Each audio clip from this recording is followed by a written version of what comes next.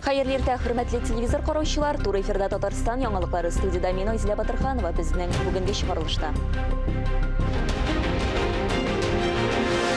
12-ші гимназияда туған тілдер һәм халыклар бердәмлеге елының йомгаклау утырышы узды.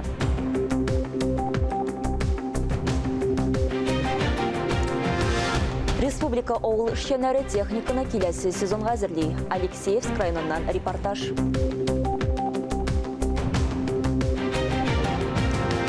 Казан табибларының чираттагы уңышы, фил авыруын дәвалаудагы яңалык.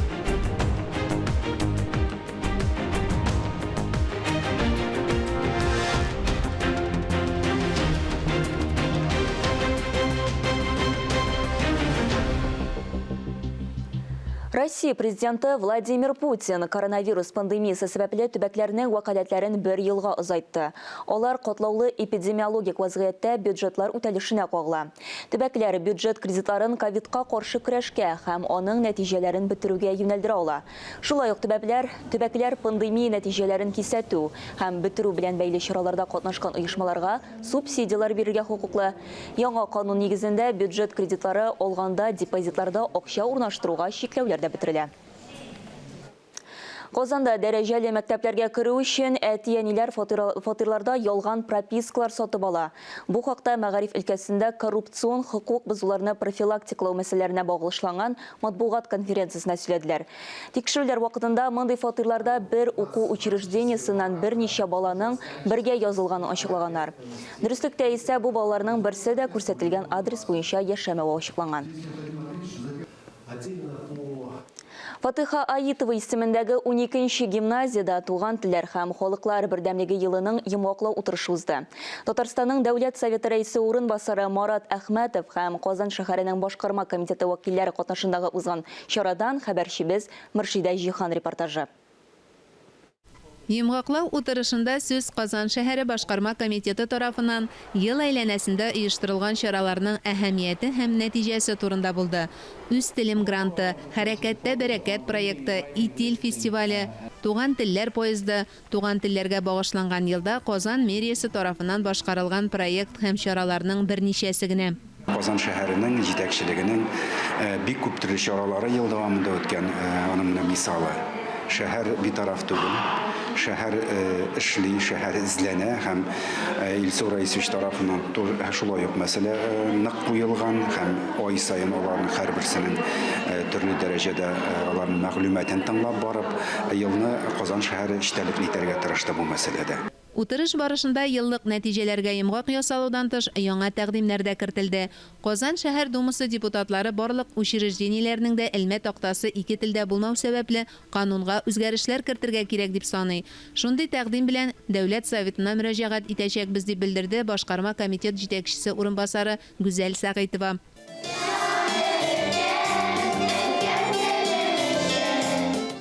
Туган телләр һәм халыклар бердәмлеге елының йомгаклау утырышы нәкъ менә Фатыха Аитова исемендәге кызлар гимназиясендә узуы да очраклы түгел.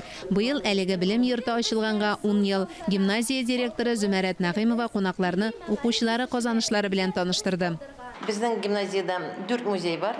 Бүген без шуларның Туфан Миннуллин һәм Фатыха Аитова музеен кунакларга күрсәттек. Шулай үзебезнең даими эшләп бара торган милли проектларыбыз белән таныштырдык. Ул һәр ел була торган Елафест, гаилә фестивале, халыклар дуслыгы фестивале, шулай ук Хәят театр студиясе, Әкият мода театр эшчәнлеге белән үзебезнең гимназиядә эшләп килә торган Нур балалар оешмасы эшчәнлеге белән таныштырдык.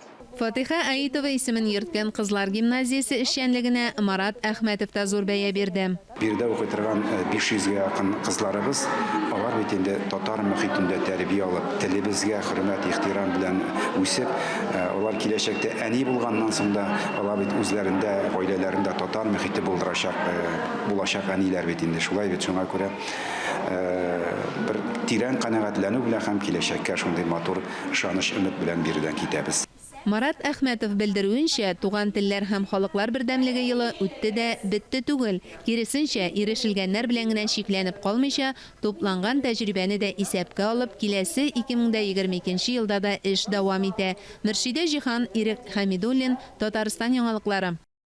Ә хәзер Казан лимфологларының халык телендә фил авыру дип йөртелгән чирлеләрне дәвалаудагы чираттагы уңышы турында сөйләрбез. Бер хатын кызга берничә катлаулы операция ясап, аны аякка бастырганнар. Табиблар һәм авыру белән хәбәрчебез дә аралашып кайтты. Алена Зарипова шәчләрен тарап буянып журналистлар янына чыгарга әзерләнә. Дулкынланып башкаларга сөйләр сүзләре күп аның. Алена озак вакыт дәваланганнан соң ниһаять аякка баскан. Клиникага фил авыруы белән кергән. Казанга Чиләбе өлкәсеннән килгән. Аяклары илемсез булып шешенгән. Хәтер авыру моннан 26 ел элек башланган. Язвышка была небольшая. Минем җәрәхәтләр зур түгел иде. Мин аны киптердем. Аннан тире кабат бозыла. Җәрәхәттән су ага башлады. Табиблар ярдәмгә килде. Табиблар ясалган операцияләр турында искә алды. Берничә операция ясаганнар. Экспертлар командасы бердәм эшләгән. Кызның гәүдә авырлыгы 141 килограммнан 72 килограммга кадәр кимәгән. Дөнья практикасында уникаль очрак ди лимфологлар. Ул безгә килгәндә мин үзем дә шаккаткан идем. Барбар эшли башладык. Башта консервативна алып бардык. Шешләрне киметтердек. Зак эшләдек. Күп эшләдек инде. Аннары менә инде соңгы 3 ай буенча консерватив методларны ниттек. Операциялар ясадык. 74 папиллома алдык. Генетик дәрәҗәдәге авыруларны дәвалауны күп еллар Казан лимфология үзәгендә өйрәнәләр. ДНКны даими расшифровкалау дәвалауның уңай нәтиҗәләренә китерә. Мин үзем дә белмәдем, буламы андый результат. Аллага шөкер, Алла Тәгалә безгә булышты. Минем коллегалар, табиблар булыштылар. И результат булды. Дәваланып чыккач, пациентлар гаилә кыра, эшкә урнаша һәм әлбәттә инде табибларга рәхмәтләр әйтәләр. Алена да бик рәхмәтле. Авыргач ул начар сөйләшә башлаган. Биредә сөйләмен дә яхшыртырга булышканнар. Үзен яхшы хис итә. Тиздән ул хастаханәдән өенә кайтып китәчәк. Фарис Мөхәммәтов, Алмаз Хакимов, Владимир Ярков, Татарстан яңалыклары. Сәламәтлек темасын дәвам итеп, дарухана шелтерләре еш кына рецепт белән генә бирелергә тиешле даруларны рецептсыз сата. Медикаментларны гадәттә үз белдекләре белән дәваланучылар сатып ала. Шул ук вакытта дәвалану өчен әлеге дарулар бик кирәк булган пациентлар авыр хәлдә калырга мөмкин. Моңа иҗтимагый оешмалар да игътибар итте. Теманың дәвамы киләсе сюжетта. Антибиотик 500 мг дозировка. По рецепту? Да. Рецептсыз дарулар сату кайбер препаратларга кытлык китереп чыгара. Дарухана шелтәрләре провизорларның табиб раславыннан башка препаратларны сату очраклары күп. Җәмәгать оешмалары монда проблеманы күрә. Бездә күп кенә гражданнар үз белдекләре белән дәваланырга ярата. Теләсә нинди даруны сатып алалар. Ә менә дәвалану өчен шушы дару бик тә кирәкле, авыруларга кыенга туры килә. Росздравнадзор даруханәләр хезмәткәрләрен акыл белән эш итәргә, рецепт белән сатыла торган даруларны ирекле сату практикасына чик куярга өндәй. Если человек идет правильным путем, то есть Сайланыш ясарга кирәк. Кеше дәүләт даруханәсенә барса, дарулар сатуда бернинди дә проблема булырга тиеш түгел. Татарстанда коронавирустан авырган кешеләрне бушлай медикаментлар белән тәэмин итүдә проблемалар юк. Препарат запаслары җитәрлек. Әлеге категория препаратларга 435 миллион сумнан артык акча тотылган. Препараты Минздравом республики закуплены. Халык даруларны бушлай ала. Республика мондый препаратларны запас белән сатып алды. Аларга ваклап сату шелтәрендә ихтыяҗ шикләнгән. Күптән түгел коронавирус дарулары запасын тагын бер кат тикшерделәр. Казан, Чаллы, Татарстанның башка шәһәрләре даруханәләрен барлыгы 400 пунктны анализладылар. Мәгълүматлар күрсәткәнчә, препаратлар бөтен җирдә дә җитәрлек күләмдә. Алар даруханәләр шелтәрендә дә җитәрлек булсын өчен, кешеләргә үз белдегең белән дәваланмаска, табиб билгеләмәгән даруларны сатып алмаска киңәш итәләр. Ләлә Зайнуллина, Вадим Струминский, Айрат Каюмов, Татарстан яңалыклары. Ә хәзер авыл хуҗалыгы турында. Алексеевск районы хезмәтчәннәре киләсе елгы чәчүгә әзерләнәләр. Ашламалар сатып алалар, барлык төр техниканы, чәчкечләрне ремонтлыйлар. Кышкы мәшәкатьләр турында киләсе репортажда. Фермер Рамил Салахетдинов 1000 ярым гектар җирдә 6 ел инде бодай һәм көнбагыш ия. Быел бөртеклеләр 1 гектардан 20 центнер уңыш биргән. Юлына күрә яхшы уңыш. Киләсе елга чәчүгә орлык салынган. 6 миллион ярым сумга 300 тонна ашама сатып алынган. Көзге эшләр беткәч, значит, убыркылар беткәч, бөтен техникаларны без ремонтлап чыгабыз, готовить итәбез тырма агрегатларын, культиваторларны, сеялкаларны. Значит, полностью менә агрегатлар готовый 80-80%-ка бөтен әйберләребез бар. Бу көннәрдә техниканы киләсе авыл хуҗалыгы сезонына интенсив ремонтлыйлар. Чәчкечләр, культиваторлар, тракторлар, зур йөк машиналары язга әзер булырга тиеш. Транспорт паркында тулландырырга өлгергәннәр. Яңа комбайннар, куәтле тракторлар кайтарылган. Ремонтта шул ук механизаторлар, машина йөртүчеләр эшли. Сыйфатка зур игътибар итәләр. Результат кирәк 2 елга, 22 елга, чтобы без нормальный эшләп китер өчен техникларны полностью 100% готовить итәбез уже. Шуңа күрә быелгы ел инде менә 2 комбайн алдык, Акрос 585 маркалы, значит, через программу Русагролизинек, значит, былтыр алдык К700, 742, 430 кече белән, значит, БТЗ тракторлары алдык. 5 ел элек бер фермер хуҗалыгы базасында цифрлаштыруны уңышлы гамәлгә ашырганнар. Бу төгәл исәп-хисап ясарга, эшне уңайлы контрольдә тотарга мөмкинлек бирә.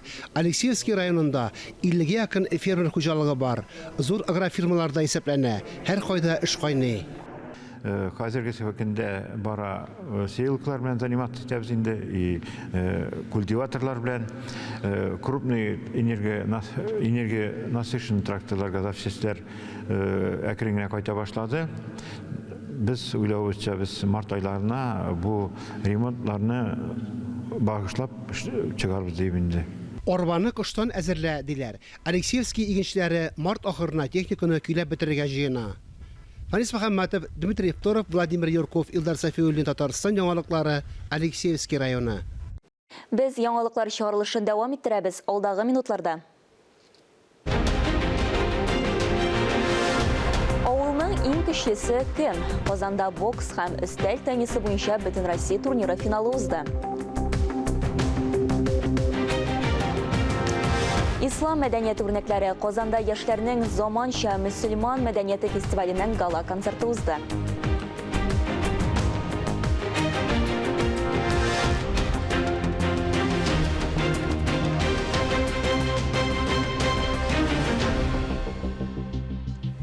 Быелгы халык санын алуда Татарстанда яшәүчеләрнең 17% дәүләт хезмәтләре порталыннан файдаланган. Бу хакта министрлар кабинетында узган брифингта Татарстан вәкилләре хәбәр итте. Безнең республика дәүләт хезмәтләреннән файдаланучылар арасында лидерлар рәтендә. Шулай да күпләр элеккечә халык санын алучыларны иләрендә кабул иткән. Халык санын алу нәтиҗәләре 2022 елның декабрендә игълан ителергә тиеш. Бөтен ил буенча 45 000 стационар исәпкә алу участогы эшләнгән. Хәзер иң җаваплы этап мәгълүматларны эшкәртү башланды. Казанның бокс һәм өстәл теннис үзәгендә авылның иң көчлесе бөтен Россия турнирының финал ярышлары булып узды. Бәйгедә Россиянең 31 төбәгеннән 1500-дән артык иң көчле яшьләр, студентлар катнашырга теләк белдерде. Беренче турны үз төбәкләрендә үтеп, ярым финалга чыкканнар Казанга җыелды. Тулырак Фәннур Хәсәнов видеоязмасында.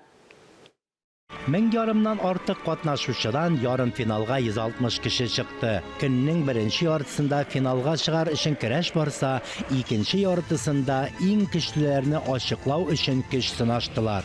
Җиңүчеләрне бәяләү Олимпия ярышларында кебек алып барылды. Ирләр 90 килограммга кадәр һәм югарырак, хатын-кызлар арасында 70 килограммга кадәр һәм югарырак үлчәмдә оештырылды. Шулай ук һәр катнашучы аерым шәхси исәбенә баллар җыеп, үз авырлыгы үлчәмендә һәр төрдә җиңүче була ала. Как у каждого спортсмена надежда выиграть, будем бороться. Һәр бер катнашучы спортсмен кебек мин дә җиңәр өчен килдем. Үзем ирәнгәнне булдыра алганымны күрсәтер өчен катнашам. Әлеге турнирга бик каты әзерләндек. Казан безне бик җылы каршылады. Бик матур шәһәр, оештыручылар белән без инде күптәннән таныш. Алар безнең Саран шәһәренә килеп, сайлап алу турында катнаштылар. Безгә финалда катнашырга рөхсәт бирделәр. В принципе, я увлекалась с детства разными видами экстремального спорта. Мин яшьтән үк спортның берничә төре белән шөгыльләнәм. Парашют белән сикерү спорты, җиңел атлетика. Соңгы вакытта авыр атлетикага күчтем. Монда беренче тапкыр катнашам. Әлбәттә җиңәр өчен килдем. Бөтен көчемне куеп тырышачакмын. Тренерым бик яхшы әзерләде. Ярыш барышында катнашучыларны төрлечә сынап карадылар. Авыл хуҗалыгында кулланылучы үзйөрешле машиналарны тартумы, әллә инде иң зур техниканың авыр көпчәген әйләндереп алып барумы, төрле авырлыктагы капчыкларны күтәреп күчерү дисеңме, төрле үлчәмдәге снарядлар күтәрүме, барысы да булды. Сегодня у нас проходит финал. А так, вообще, полуфиналы проходили у себя на местах. Бүген финал көне. Аңа кадәр без һәр регионга барып, әлеге ярыш этапларын карадык, бәяләдек, сайладык. Россиянең күп регионнарында булдык. Камчаткадан алып Калининградка кадәр. Иң көчлеләр бүген Казанга килделәр. Югары дәрәҗәдәге ярышлар булачак. Казан шәһәр өчен бу бик зур дәрәҗәле тамаша. Иң көчлеләр сыңыннан билгеләнде.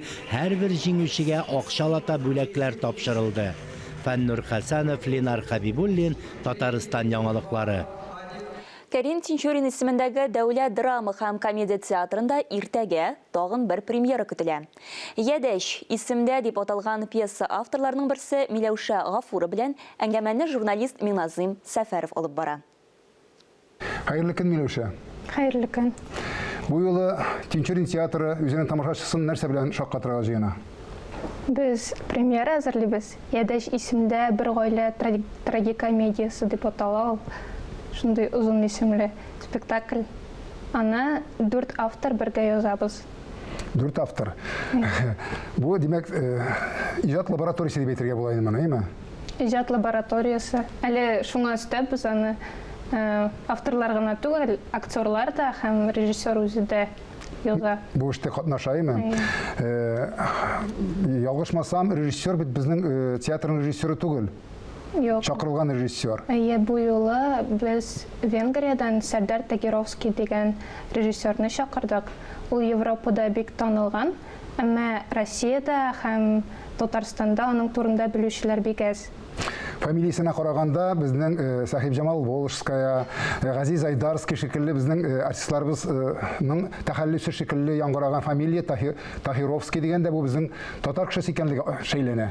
Татар кешесе ул минем якынча минем яшьләрдә булганда ул алыштырырга мәҗбүр була фамилиясын, чөнки аңа, җайсызрак була ул фамилия белән. Ул аның чын фамилиясе Абдуллин. Татар баласы, Казанда туган. Казанда туган, аңа 6 яшь булганда аның гаиләсе Венгриягә күченгән дип әйе. Ләкин татарча белми дип беләбез шулай ук. Менә ничек аңлаштыгыз? Татарча белми торган татар тормышын беләм икән әле 6 яшендә үсеп киткәннән соң. Менә шундый режиссер белән эшләү үзенчәлекләр турында сөйләп китсәң иде.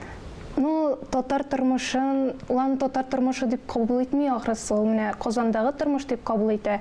Әмма аңлашу бик җиңел булды, чөнки без 4 автор язабыз. Ойрат Бикбулатов, Энҗе Дусаева, Йылдыз Миңнуллина һәм мин.